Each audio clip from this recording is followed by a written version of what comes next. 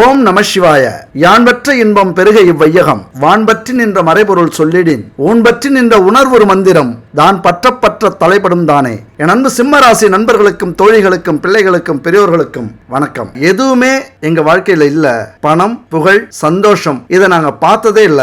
கடைசி வரைக்கும் நாங்க பார்ப்போமா இல்லையா அப்படிங்கிற ஏக்கத்தோட இருந்துகிட்டு இருக்கோம். நாங்களும் ஒரு நாளைக்கு கோடீஸ்வரனா ஆக மாட்டோமா அப்படிங்கிற ஏக்கத்தோட இருக்கிறவங்களுக்கு இந்த வீடியோ கண்டிப்பா ஒரு பொக்கிஷம். பெருமைக்காக சொல்லல, இந்த பிரபஞ்சம் என் மூலியமா உங்களுக்கு சொல்ல நினைக்கிறத சொல்லுது. அவ்வளவுதான். கண்டிப்பா உங்களுடைய நிலையை மாற்றும். இல்லைன்னா உங்களை தூங்க விடாம செய்யக்கூடிய வலிமையாவது இந்த வீடியோவுக்கு இருக்கும். அதனால ஒரு நாள் நீங்களும் முயற்சி பண்ணுவீங்க, உழைப்பீங்க, உங்களாலேயும் முடியும் அப்படிங்கிற நம்பிக்கை உங்களுக்கு வரும். அதனால கடைசி வரைக்கும் இந்த வீடியோ பாருங்க.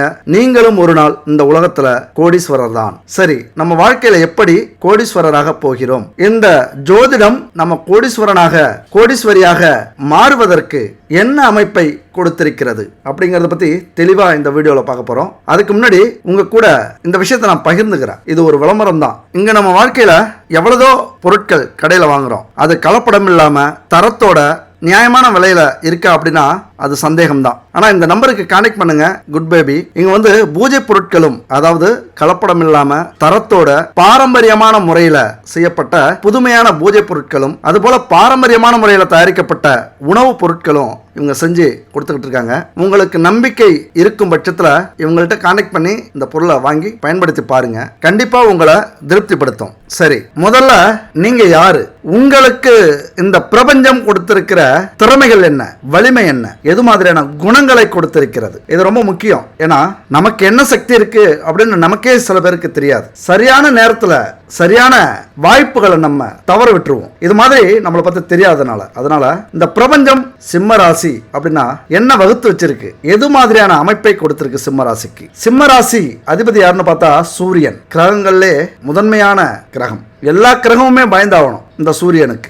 சிங்கம் எப்படி விலங்குகள்ல அரசனோ அது மாதிரி சூரியன் கிரகங்களின் அரசன். இன்னும் சொல்ல போனா அந்த பிரபஞ்சத்தின் அரசன் அப்படின்னு கூட சொல்லலாம் நம்முடைய கேலக்சிக்கு. அது போலத்தான் சிம்ம ராசி நண்பர்களும் வலிமையானவர்கள். இருக்கிற ராசியிலேயே மிகவும் வலிமையானவர்கள். ராஜநடை, கம்பீரமான தோற்றம், எந்த ஒரு விஷயத்திலையும் தைரியத்தோட செய்யறது, யாருக்கும் அந்த பயப்படாத குணம், வேட்டையாடித்தான் தன்னுடைய இரையை கைப்பற்றும் சிங்கம். உண்ட மிச்சத்தை அப்படியே விட்டுட்டு போயிட்டே இருக்கும். அளவுக்கு அதிகமா ஆசைப்பட்டு சாப்பிடுறது இல்ல. இதுதான் சிம்மராசி நண்பர்களுக்கும் தோழிகளுக்குமான குணம். எதுவுமே அளவுக்கு அதிகமா ஆசைப்படுறது இல்ல. நமக்கு தேவையானது கிடைச்சிருச்சா போயிட்டே இருப்போம். சேமிச்சு வைக்கணும் அப்படிங்கிற எண்ணங்கள் கிடையாது. எவ்வளவு பெரிய ஆளாக இருந்தாலும் சரி, எவ்வளவு பெரிய உருவமாக யானை இருந்தாலும் சரி, வீரத்தால் அடக்கி விடுவது போல சமுதாயத்தில் எவ்வளவு பெரிய மனிதர்களாக, அரசியல்ல, அரசு துறையில எவ்வளவு பெரிய ஆளாக இருந்தாலும் இந்த பயப்படுறது, பரபரப்பா செயல்படுறது, இல்ல ஒளியறது, இந்த பொய் சொல்றது, இதெல்லாம் எதுவுமே சிம்ம ராசிக்கு கிடையாது. உண்மைங்க,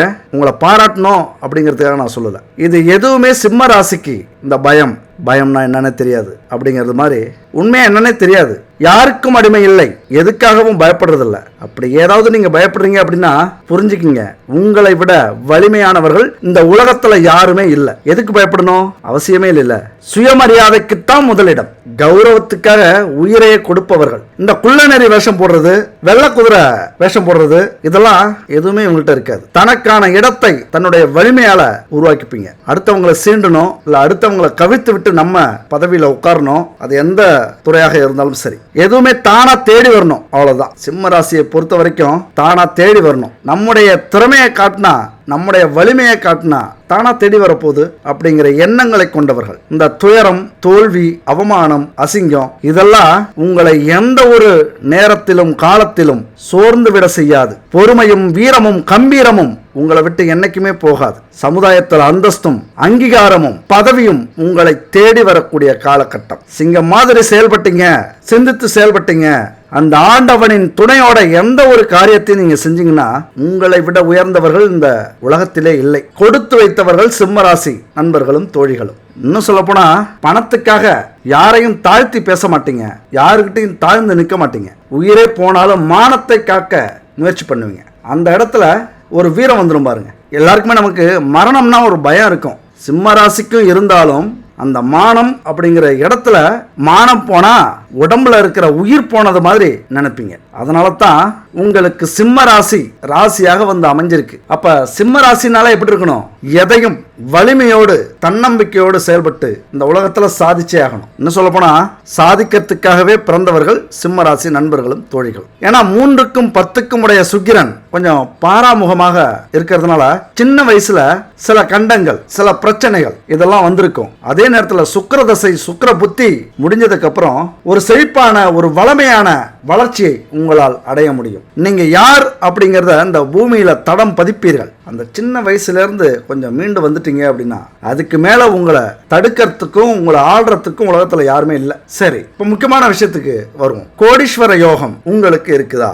ஒரே நாள்ல அதிர்ஷ்டம் கைகூடி ஒரு மேஜிக் நடந்து செல்வ யோகம் வந்து சேரும் அமைப்பு அபூர்வமா சிலருடைய வாழ்க்கையில நிகழும். நினைச்சே பார்த்திருக்க மாட்டாங்க. உங்களை மாதிரி தான் நிறைய பேர்ல பல கோடி பேர் இந்த பூமியில வாழ்ந்துட்டு இருக்காங்க. நினைச்சு பார்க்க முடியாத யோகம் அவங்களுக்கும் வந்திருக்கும். இல்லனா பூர்வீக சொத்துக்கள் மூலியமாகவோ, திடீர் பதவி யோகத்தாலேயோ, அல்லது சீட்டுகள், லாட்டரி சீட்டுகள், அல்லது பங்கு சந்தைகள் மூலியமாகவோ இப்படி சில பேருடைய வாழ்க்கை சட்டுன்னு மாறி போகும். அப்படியே தலைகீழா மாறி இருக்கும். அதுபோல சிலர் மெல்ல மெல்ல கஷ்டப்பட்டு, துன்பப்பட்டு, துயரப்பட்டு, துரோகங்கள், தோல்விகள் இதெல்லாம் அடைஞ்சு மெல்ல மெல்ல முன்னேறி கோடீஸ்வர நிலையை அடைந்திருக்கிறார்கள். அப்ப இப்படி பலதரப்பட்ட மக்கள் இருக்கும்போது இந்த அதிர்ஷ்ட யோகம், இந்த ஒரு நிலை, இந்த ஒரு கோடீஸ்வர யோகம் நமக்கும் உண்டா, நமக்கும் கிடைக்குமா அப்படிங்கிற ஏக்கத்தோட பார்க்கிற ஒரு குழந்தையா நீங்க இருக்கீங்க. ஒரு குழந்தை மாமரத்துல இருக்கிற மாம்பழத்தை பார்த்து ஏங்குது. ஏன்னா அழகா இருக்கு, கலரா இருக்கு, நாக்குல எச்சி வருது, சாப்பிடணும்னு தோணுது. ஆனா அது உயரமா இருக்கு, அதனால பறிக்க முடியாது அப்படிங்கிற ஏக்கமும் இருக்கு. அந்த மாதிரி தான் என் அன்பு நண்பர்களாலையும் தோழிகளாலையும் இந்த கோடீஸ்வர யோகம் அப்படிங்கிற ஒரு நிலை, கோடீஸ்வரியாக மாறக்கூடிய நிலை இருக்குது. அந்த ஒரு ஏக்கம் இருந்துகிட்டே இருக்கும். இப்படி சராசரி வாழ்க்கைக்கே போராடுறோம். இந்த நிலையில நாம எங்க கோடீஸ்வரனா ஆவறது? அந்த அதிர்ஷ்டம், அந்த யோகம் நமக்கு உண்டா அப்படின்னு பல பேருக்கு நம்பிக்கை இல்லாம போயிடுது. ஆனா ஒண்ணு மட்டும் நீங்க புரிஞ்சுக்கணும். அந்த இறைவனின் அருள் இருந்தா, முறையான உழைப்பு இருந்தா, புதிய சிந்தனை இருந்தா, எந்த ஒரு தொழில் மூலியமாகவும் வேலை மூலியமாகவும் கோடீஸ்வரராக நம்மளால முடியும். பல பேருடைய ஜாதகத்துல கோடீஸ்வர யோகம் இருக்கு. இன்னும் சொல்ல போனா இந்த பூமியில பிறந்த அத்தனை பேருடைய ஜாதகத்திலையும் கோடீஸ்வர யோகம் இருக்கு. அது தெரியுமா? ஆனா அதை முறையா நம்ம பயன்படுத்திக்கிறோமா? எந்த நேரத்துல நமக்கு கிடைக்குது அதை முறையா தெரிஞ்சுக்கிட்டு அதுக்கான முயற்சி எடுத்து அதை எது தடுக்குது அந்த தடையை உடைச்சி நம்ம வெளியில வரமா, கோடீஸ்வர யோகத்தை நம்ம அடையறோமா அப்படிங்கறத பொறுத்து தான் நம்மளால அது முடியும். எல்லாருடைய வாழ்க்கையிலும் நல்ல நேரம் இருக்கு. எல்லாருடைய வாழ்க்கையிலும் அந்த சுகமான ஒரு காலகட்டம் இருக்கு. எல்லாருமே கோடீஸ்வரராக முடியும். ஜாதகத்துல இருக்கிற சிறப்பு அம்சங்களை கண்டுபிடிச்சு அதுக்கேற்றது மாதிரி பல விஷயங்களை கடைபிடிச்சு நாமளும் கோடீஸ்வரராக முடியும். யார் தன்னுடைய வாழ்க்கையில செல்வந்தராகவும் சமூகத்துல நல்ல மதிப்பு மரியாதை கொண்ட நபராகவும் திகழ்வார் அப்படிங்கிற விதி ஜோதிட சாஸ்திரத்தின்படி ஜாதகத்துல இருக்கு. சில கிரக அமைப்புகள் மூலம் நம்ம தெரிஞ்சுக்கலாம். வாய்ப்புகளை சரியா பயன்படுத்த தெரியாமலேயே நம்ம மிஸ் ஆயிடுறோம். அதிர்ஷ்டத்துக்காக காத்திருக்காம அதுக்காக ஏங்கறத விட்டுட்டு நம்ம ஜாதகத்துல எந்த நேரத்துல எந்த துறையில ஈடுபட்டால், எந்த தொழில ஈடுபட்டால், எந்த வேலையில ஈடுபட்டால், அல்லது எந்த நாட்டுக்கு எந்த இடத்துக்கு போனா நம்மளால கோடீஸ்வரராக முடியும் அப்படிங்கறத கண்டறியணும். உண்மையை சொல்லணும்னா உழைக்காம யாருக்கும் எதுவுமே கிடைக்காது. அப்படியே கிடைச்சாலும் அது அதிக நாட்கள், அதிக காலங்கள், அதிக சந்ததியினரை எட்டாது, நிலைக்காது. அப்ப ஒருத்தர் ஏழ்மை நிலையிலிருந்து செல்வந்தராக மாறுகிறார் அப்படின்னா அவர்கிட்ட ஏதோ ஒரு வித்தியாசமான திறமை, கடும் உழைப்பு, புதுவிதமான யோசனை, செயல்பாடு இதெல்லாம் இருக்கு அப்படின்னு அர்த்தம். இதெல்லாம் இருந்தா மட்டும்தான் செல்வந்தராக முடியும். அதோட கொஞ்சம் என்ன இருக்கணும்? அதிர்ஷ்டமும் இருக்கணும். என்ன சொல்ல வரோம் அப்படின்னா அதிர்ஷ்டத்துக்காக நம்ம காத்திருக்கிறத விட்டுட்டு, ஏங்கறத விட்டுட்டு இந்த விஷயமெல்லாம் கவனிச்சு நம்ம செயல்பட்டு நம்ம கூட கொஞ்சம் அதிர்ஷ்டத்தையும் உருவாக்கிக்கிட்டோம் அப்படின்னா, அதிர்ஷ்டத்தை எப்படி உருவாக்குறது? அதுதான் கடவுள், அதுதான் ஆன்மீகம், அதுதான் பிரபஞ்சம். அதனுடைய சக்தி நமக்கு கொஞ்சம் கிடைச்சது அப்படின்னா நாமளும் ஒரு நாள் கோடீஸ்வரராக முடியும். சூரியன் உங்களுக்கு இளமையிலேயே பெருமையையும் பலத்தையும் தன்னம்பிக்கையையும் தந்து சொந்த கால்ல நிற்கிற தகுதியை கொடுத்துருவார். அதனாலேயே இளமையில உழைக்கும் போது முதுமையில ஜாலியா வாழ்வீங்க, என்ஜாய் பண்ணி வாழ்வீங்க.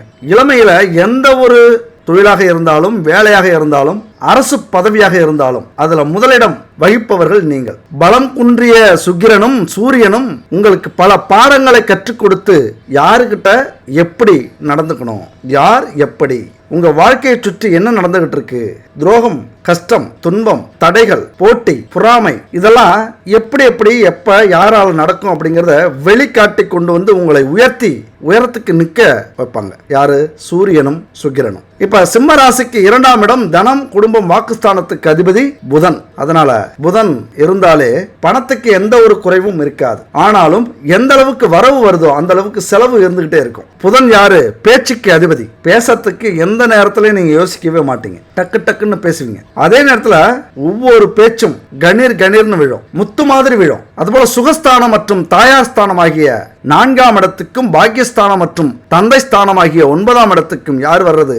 செவ்வாயே வருகிறார். அதனால சூரியனும் செவ்வாயும் நட்பு கிரகங்கள். பெற்றோர்கள் பாராட்டுறபடி நீங்க வாழ்ந்து காட்டுவீங்க. ஆனா பல நேரங்கள்ல இந்த இளமை வயதுல கொஞ்சம் பெற்றோர்கள்லாம் உங்களை நம்ப மாட்டாங்க. ஏன்னா நம்முடைய வாழ்க்கை அப்படி. பல பாடங்களை நம்மளே கத்துக்கிட்டு இருக்கோம். பல தோல்விகளை, அவமானங்களை, பிரச்சனைகளை நம்மளே சந்திச்சிட்டு இருக்கிற நேரத்தில் அவங்க எப்படி பாராட்டுவாங்க?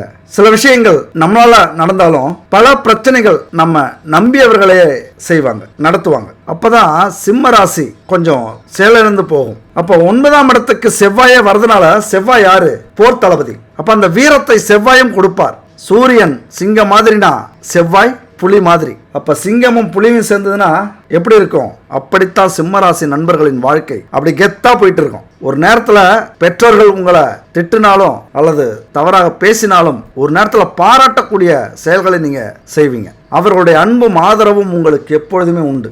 5ஆம் இடமான பூர்வ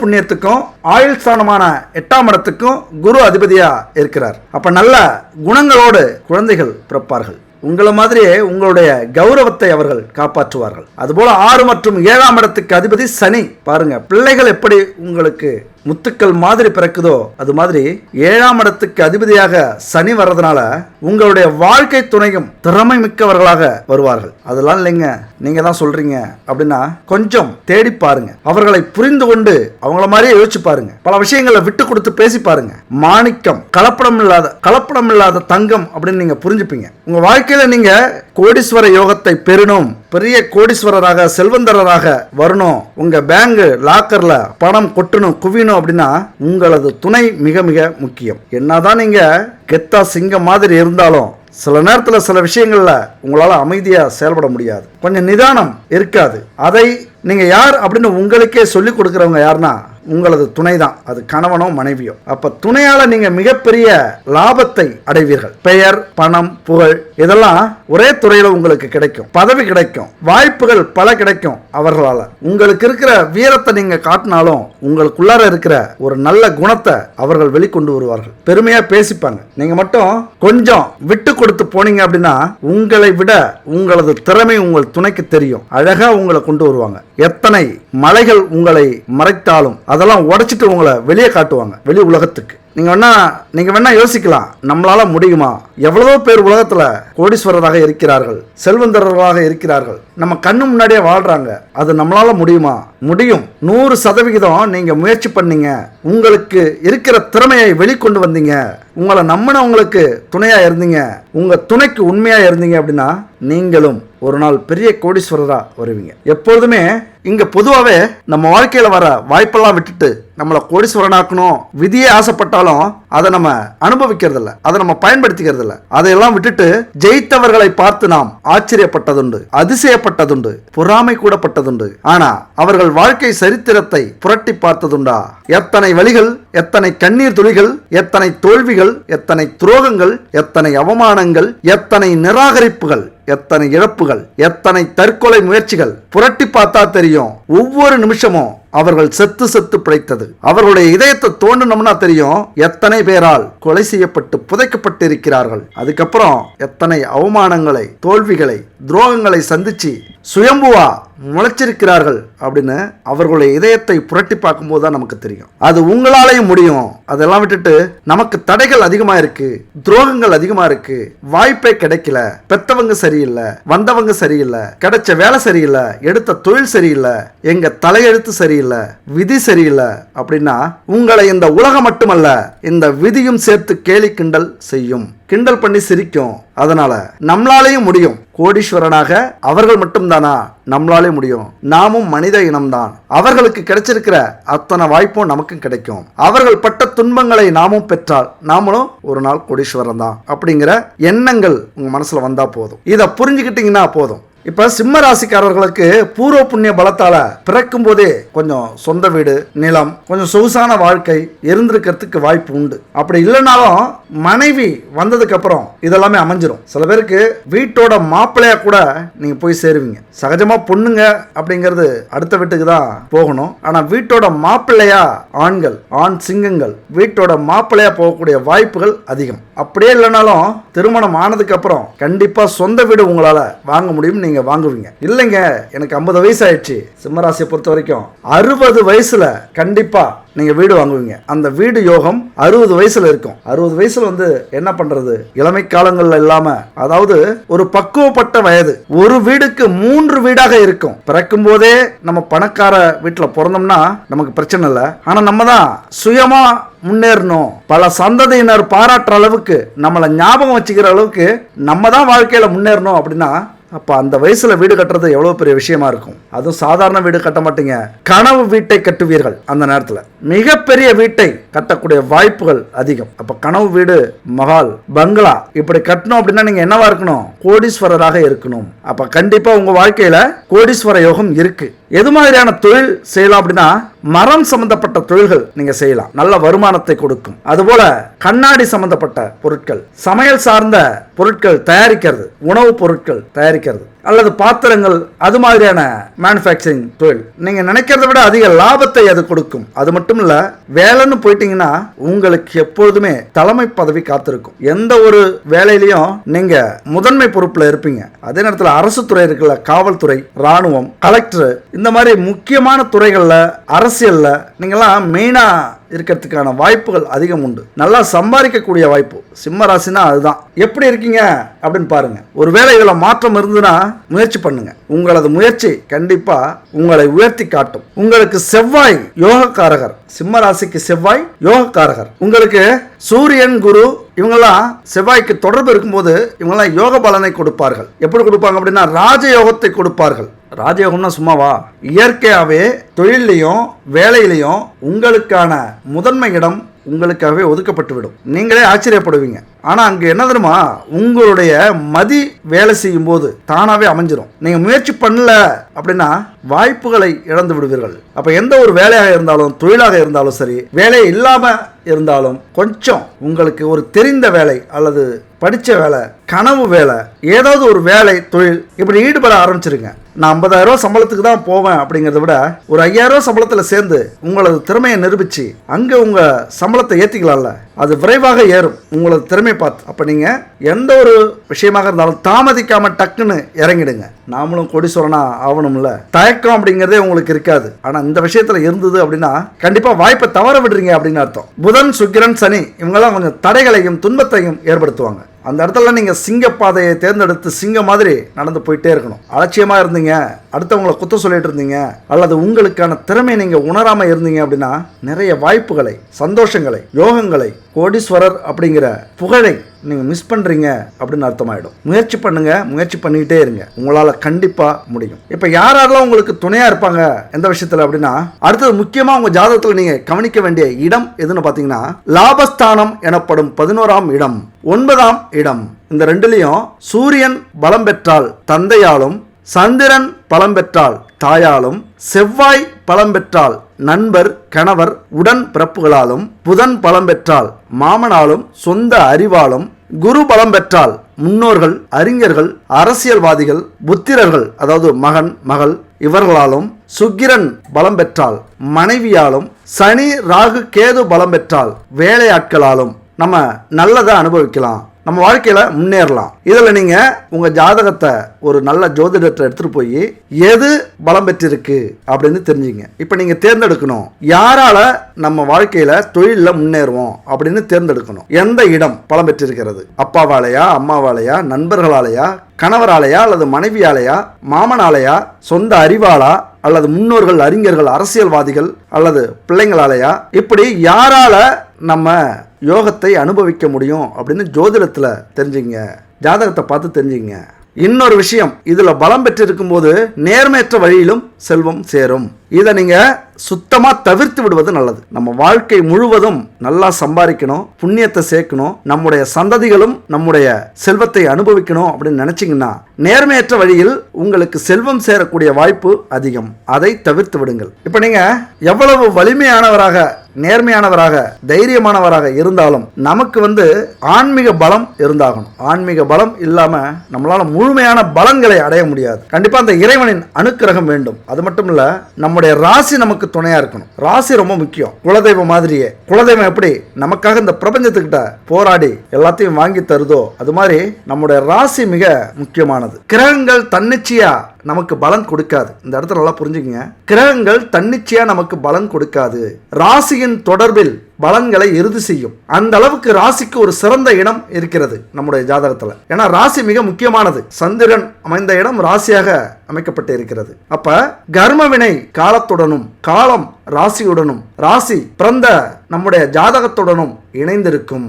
இப்படி கர்மவினை பிறந்த நம்மோடு இணைய இந்த ராசியின் பங்கு மிக மிக முக்கியம். கர்மவினை நம்ம கூட சேரணும் அப்படின்னா இந்த ராசி அதிகமான முக்கியத்துவம் வாய்ந்ததாக இருக்கு. அதனாலதான் சொல்றேன், இந்த ராசியை வணங்க வேண்டிய கட்டாயத்தில் நம்ம இருக்கோம். யாருமே ராசியை அலட்சியப்படுத்தாதீங்க. எப்போது நீங்கள் பூஜை அறையில பூஜை செஞ்சாலும், கோவில்ல போய் வணங்கினாலும் உங்கள் ராசியை மறக்காதீங்க.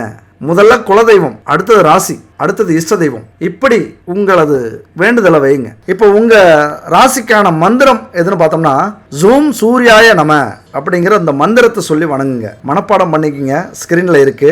இந்த மந்திரத்தை வாழ்நாள் முழுவதும் நீங்க எப்போ வேணாலும் சொல்லலாம். உங்களது ராசியை நீங்க நினைக்கும் போது, அதுபோல நவக்கிரக கோவிலுக்கு போகும்போது, அது மாதிரி தினமும் காலையில மாலையில இப்படி முக்கியமான நேரத்தெல்லாம் இந்த ராசியை வணங்குங்க. இந்த ராசியை அப்படிங்கிறத விட இந்த ராசி நாதன் சூரியனை வணங்குறது ரொம்ப ரொம்ப நல்லது. 5 குடைய குரு பூர்வ புண்ணிய ஸ்தானத்தை சொல்லுது. அதனால வியாழக்கிழமையில குரு பகவானை வழிபடுறது மிக மிக நல்லது. அதுபோல யோகக்காரனான செவ்வாயும் உங்க வாழ்க்கையில மிகப்பெரிய முன்னேற்றத்தை ஏற்படுத்துவார். அது மட்டும் இல்ல, சூரியன் சிவகோத்திரத்தை சேர்ந்தவர். சொன்னல சூரியன் யார் அப்படிங்கிறது, சூரியன் சிவனுக்கு சமமானவர். அதாவது சிவனுடைய அம்சமாகவே சூரியன் இருக்கிறார். சூரியன் நெருப்பு குழம்பாக கொதிக்கும் கிரகம். அப்ப சூரியனுக்கு நிகராக ஒரு இடம் இருக்கு, ஒரு தளம் இருக்கு, ஒரு தெய்வீக ஆற்றல் இருக்கு அப்படின்னா அது எங்க இருக்கு? திருவண்ணாமலை தான். சிவனே மலையாகவும் மலையே சிவமாகவும் பிரிக்க முடியாதபடி திருவண்ணாமலையில தான் சிவன் இருக்கிறார். அப்ப சூரியன் எப்படி எல்லாத்துக்கும் மையமா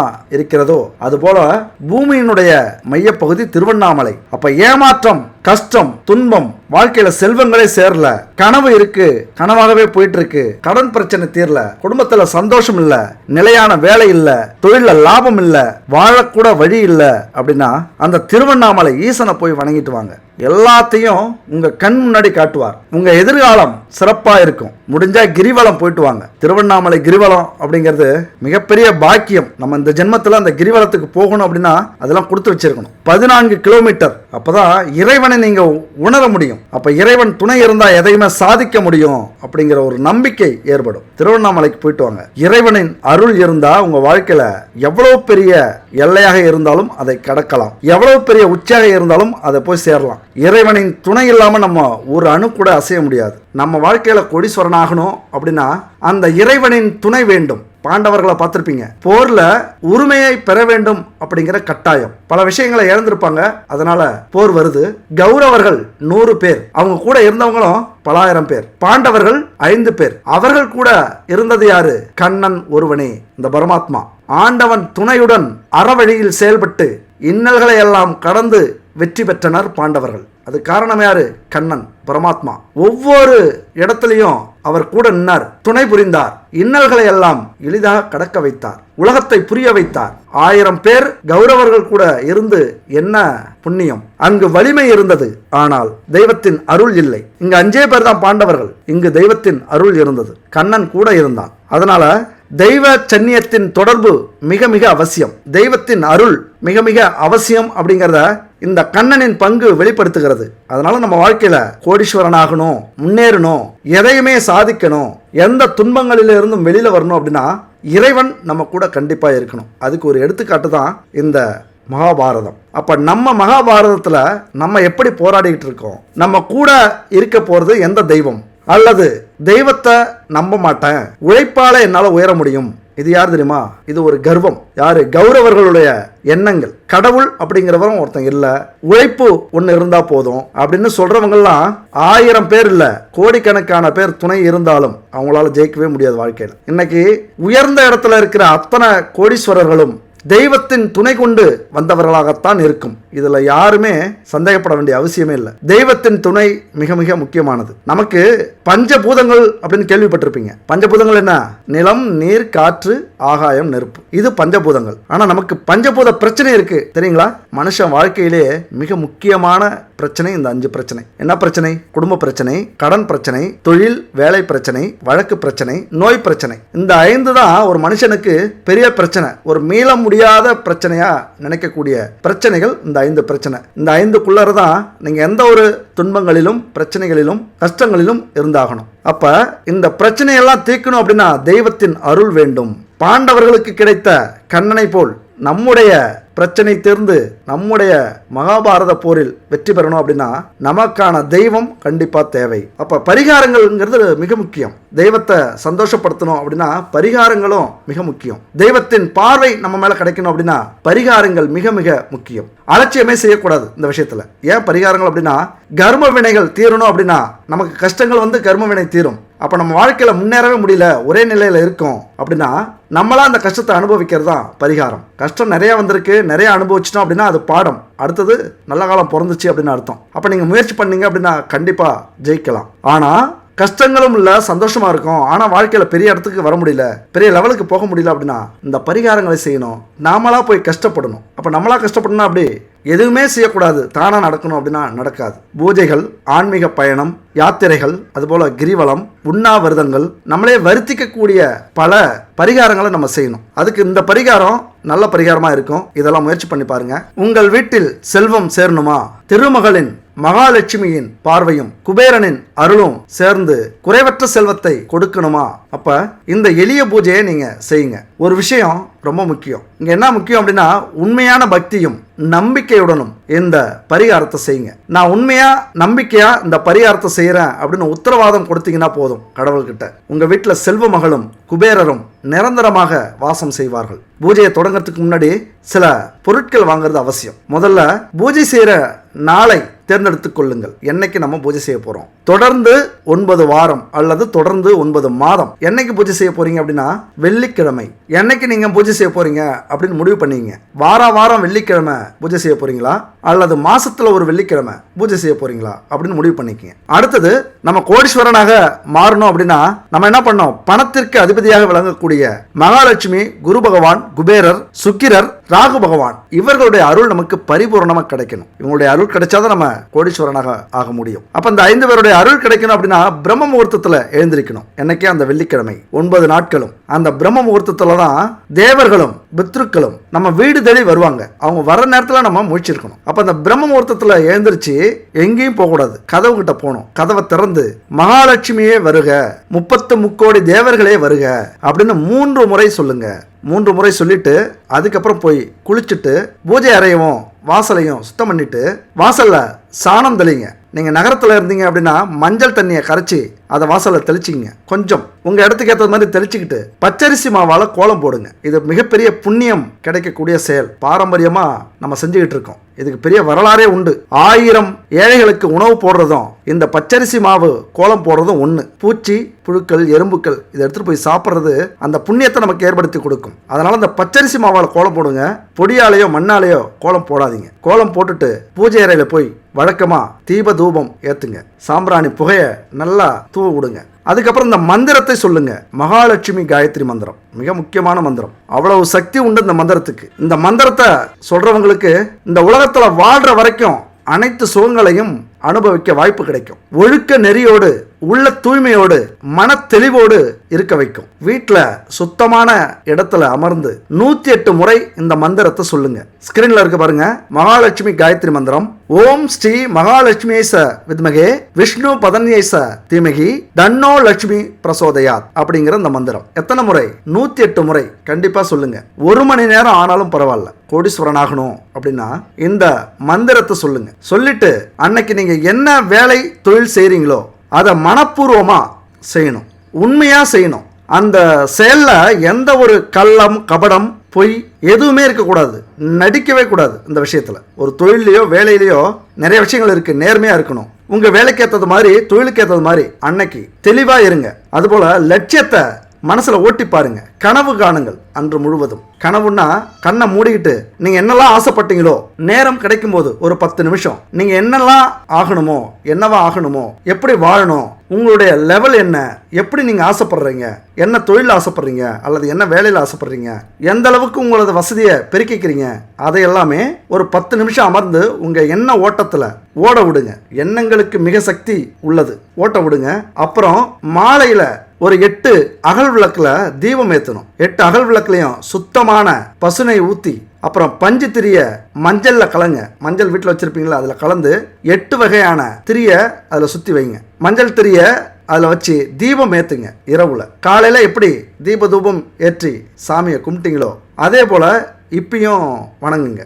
ஒரு நாளைக்கு 108 முறை அப்படிங்கிற அந்த மந்திரத்தை காலையில் ஒரு 54 முறையும், இந்த மாதிரி மாலையில் ஒரு 54 முறையும் சொல்லலாம். உங்க நேரத்துக்கு ஏற்ற மாதிரி நீங்கள் பிரிச்சுக்கலாம். அதே போல் சொல்லுங்க. இதில் முக்கியமான விஷயம் என்னன்னு பார்த்தீங்கன்னா, என்ன பொருள் முக்கியமாக தேவைப்படுது நீங்கள் பயன்படுத்தி ஆகணும் அப்படின்னா, நெய்.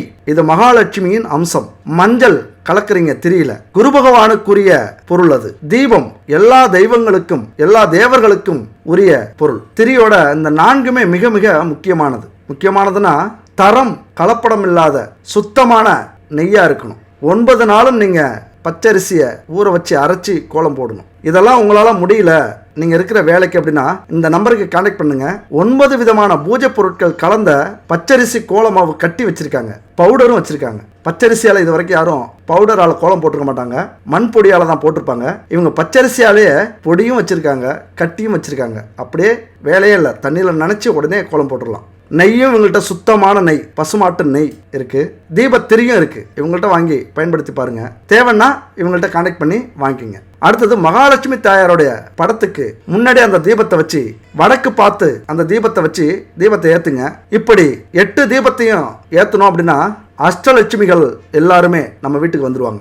அனைத்து செல்வங்களையும் அள்ளி கொடுப்பார்கள். இதனால கிடைக்கிற பலனை சொல்லணும் அப்படின்னா இந்த வீடியோவை பத்தாது, நிறைய போகும், நிறைய நேரம் ஆகும். வேண்டாம். கண்டிப்பா உங்களை கோடீஸ்வரனாக்கும். ஒரே வரியில சொல்லணும்னா இப்படிதான் சொல்லணும். நீங்க செல்வந்தராக செல்வந்தரியாக மாறுவது நிச்சயம். இந்த 9 நாட்களுக்கு மட்டும் இதை செஞ்சு பாருங்க. அஷ்ட ஐஸ்வர்யங்களும் அஷ்டமா சித்திகளும் இந்த மந்திரத்தை சொல்லி வழிபட்டா கிடைக்கும் அப்படிங்கிறது பல்லாயிரக்கணக்கானவர்களுடைய அனுபவம். இங்க முதல்ல நம்பிக்கை தான் முக்கியம். அடுத்தது நம்முடைய எண்ணங்கள் மிக மிக முக்கியம். அடுத்தது தரமான பொருட்கள் முக்கியம். அப்படி எண்ணங்கள் உறுதியா இருந்தா எதை நம்ம நினைக்கிறோமோ அதை சாதித்து காட்டலாம். நல்ல எண்ணங்களை, நம்பிக்கை எண்ணங்களை, மகிழ்ச்சி எண்ணங்களை திரும்ப திரும்ப நம்ம நினைக்கிறப்ப அது உடனே உழைப்பா மாறும், கனவா மாறும். அதுக்காக நம்ம கஷ்டப்படுவோம். நமக்கான ஒரு ஊக்கத்தை கொடுக்கும், தைரியத்தை கொடுக்கும், தன்னம்பிக்கையை கொடுக்கும். நம்முடைய சக்தி நம்முடைய எண்ணத்தில் தான் இருக்கிறது. இது நல்லா புரிஞ்சுக்கங்க. இவ்வளவு நேரம் பேசுறது எதுவுமே உங்க காதுல வீழனாலும், நீங்க கவனிக்கல அப்படின்னாலும்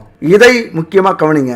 எண்ணங்கள் மிக மிக முக்கியமானது. இவ்வளவு விஷயம் சொன்னதையும் நீங்க நம்பினாதான் அடுத்தது உங்க வாழ்க்கையில் நீங்க கோடீஸ்வரராக மாற முடியும். அப்ப எண்ணம், நம்பிக்கை மிக மிக முக்கியமானது. அதனால விழிப்போடு இருங்கள். மனம் அப்படிங்கிற நிலத்துல எதை போடுறோமோ அதுதான் விளையும். அதில் எதை போடணும் அப்படிங்கிறத நம்ம சிந்திச்சு போடணும். நம்ம வாழ்க்கையில் முன்னேறணும்னா எப்படி வேணாலும் முன்னேறலாம். ஆனால் எப்படி முன்னேறணுங்கிற ஒரு கட்டுப்பாடு இருக்குது, ஒரு நீதி இருக்குது, ஒரு நியாயம் இருக்குது. அதன்படி நம்ம முன்னேறணும் அப்படிங்கிறதா மிக மிக முக்கியமானது. எப்பொழுதுமே இதை கடைபிடிங்க. உண்மை, உழைப்பு, உதவி, ஆன்மீகம், அதாவது இறைவனை நம்புவது. இதை மட்டும் மனசில் வச்சுங்க.